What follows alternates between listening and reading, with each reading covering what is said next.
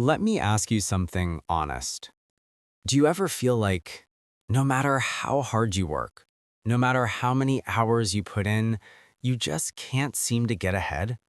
Like you're pushing a boulder up a hill, and the moment you slow down even slightly, it rolls right back down and crushes you. If you nodded your head just now, this video is for you. Because what you're experiencing isn't a money problem, it's a brain problem. Here's what neuroscience and behavioral economics both confirm. When you are living paycheck to paycheck, when your bank account hovers near zero, your brain goes into what psychologists call survival mode. And in survival mode, your prefrontal cortex, the part of your brain responsible for long-term planning, creative thinking, and strategic decision-making, goes almost completely offline. Every single financial decision you make gets filtered through fear, through scarcity, through the constant background noise of what if something goes wrong? Think about it this way. Imagine someone asks you to plan your dream vacation and you're excited. You start thinking about destinations, hotels, flights, but your house is on fire in the background. Are you booking flights? No, you're grabbing a bucket of water. You are 100% consumed by the immediate threat. That is what it feels like to be broke, not just financially, mentally. Your bandwidth is gone. Your creativity is gone. Your confidence, gone. And here's the thing nobody tells you. It has very little to do with your intelligence or your work ethic. The research is clear.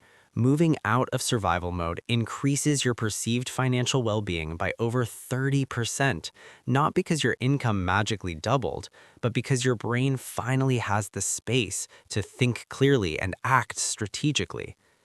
So the question becomes, what is the minimum threshold?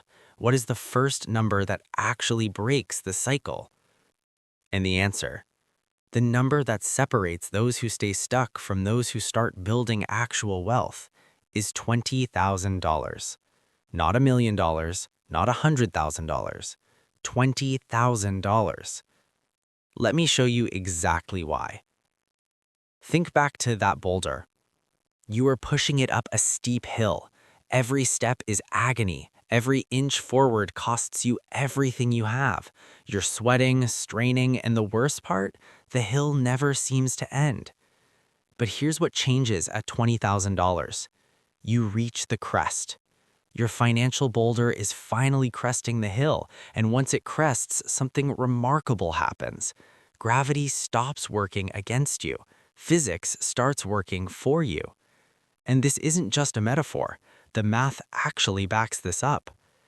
Let's say you're starting from almost nothing. Maybe you have $1,000 saved. If you're disciplined, if you cut back on non-essentials, if you stack your income, the first $20,000 takes about 19 months. 19 months of discipline, of delayed gratification, of choosing the long game over the short one. That sounds hard, and it is. But here's where it gets interesting. The second $20,000 takes only 17 months, not because you suddenly got a raise, but because your money starts doing the heavy lifting for you. The interest compounds, the opportunities compound, your confidence compounds, and it keeps accelerating. Now, let's talk about the math of scale, because this is where most people's minds get blown. 10% growth on $2,000 is $200. $200, that's a nice dinner out. That's a tank of gas. Emotionally, it barely registers. But 10% growth on $20,000 is $2,000.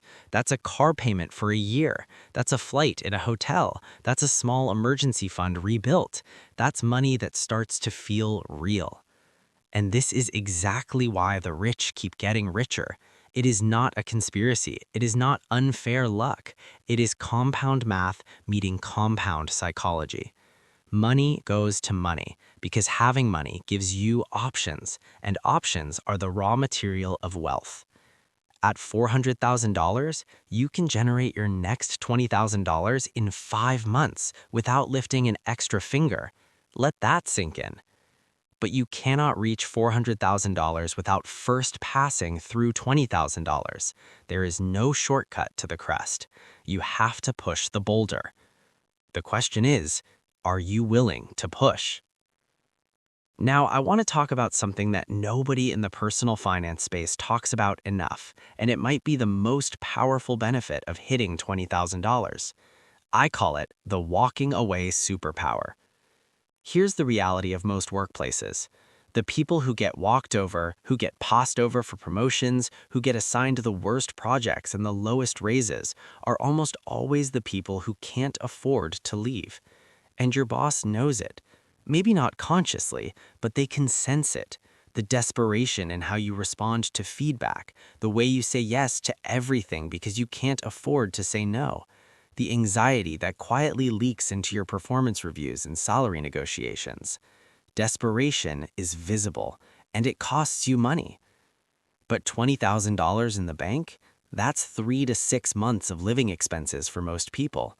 That means if your boss crosses a line tomorrow, if the environment turns toxic, if you're passed over unfairly, or you simply know you deserve better, you can look that situation in the eye and say calmly and clearly, "No, thank you." That's walking away money, and it changes everything. Here's the psychological shift that happens. When you are no longer desperate, you stop performing desperation. You walk into a room differently. You ask for the raise differently. You negotiate differently. You stop shrinking yourself to fit into spaces that were never meant to hold your full potential. And ironically, almost counterintuitively, the less you need the job, the better you perform at it. You take more risks, you speak up more, you bring bolder ideas to the table because you're not paralyzed by the fear of being fired. And managers, good ones, notice that energy.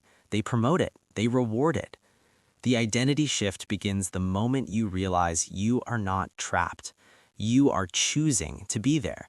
And that choice transforms you from a passenger in your career into the driver. Here's a question worth sitting with. How differently would you show up at work tomorrow if you knew you could walk away without it destroying your life? That answer is your $20,000 doing its job. I want to be real with you for a moment.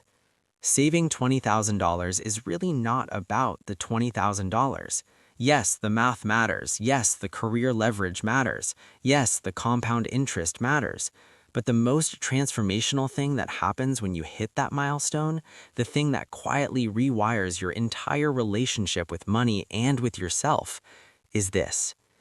You proved to yourself that you can control your brain. In a world designed to extract every dollar from your pocket, with ads engineered to create desire, with one-click purchasing, with the constant social pressure to look wealthy before you are wealthy, saving $20,000 means you won. You delayed gratification. You chose the future over the present again and again for months. That is a life skill, and it is one of the rarest skills in the modern world. Now, I know what some of you are thinking, but I don't have a perfect plan. I don't know the right investment accounts, the right side hustles, the right strategies. I need you to hear this clearly. You don't need a perfect plan. You need imperfect action done consistently. The person who saves $300 a month without a flawless strategy will always outperform the person who is still researching the perfect strategy 5 years from now. Momentum beats perfection every single time. Stop waiting for the stars to align. Don't hit snooze on your future. With $20,000, something else shifts too. You stop obsessing over the $3 coffee and start looking at the actual levers of wealth: rental properties, small business opportunities, index funds that compound over decades. Your brain finally has the clarity and the margin to think like an investor instead of a survivor. But before I close, I need to give you a warning, because this is where so many people stumble right at the finish line. I call it the reward trap. The moment you hit $20,000, and you will hit it, there will be a voice in your head, a very persuasive, very reasonable sounding voice that says, "You worked so hard, you deserve this. Let's celebrate with that vacation, that new car, that upgrade." Do not listen to that voice. Not because you don't deserve to celebrate, you absolutely do, but because that $20,000 is not the finish line, it is the starting line. That money is a seed, and seeds don't grow when you spend them. Treat it as the foundation of generational wealth, not a reward for discipline, but evidence of who you have become. A person who is disciplined, respected, trusted by themselves, and ready to build something that lasts. Your family tree changes from this point forward, not from a lottery ticket, not from a viral moment, but from the quiet, compounding power of a decision you made to push the boulder, to crest the hill, and never look back. The boulder is moving. Don't stop now. If this video shifted something for you, share it with someone who needs to hear it. Drop a comment below telling me what $20,000 mean to you. Is it the walking away freedom, the career power, or the identity shift? And if you're ready to start pushing that boulder, subscribe, because next week we're breaking down the exact monthly system to get there faster than you think. I'll see you then.